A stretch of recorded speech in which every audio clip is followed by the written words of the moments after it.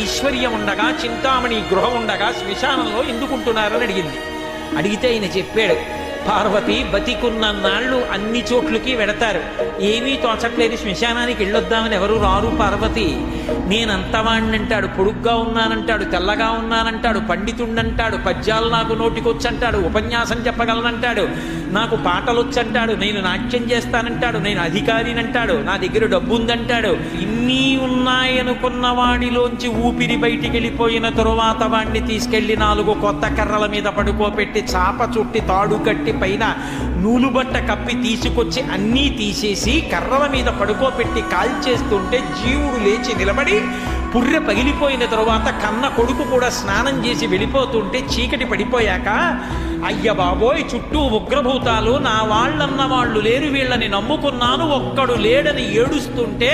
నేనున్నాను రా అని చెప్పడానికి నేను కూడా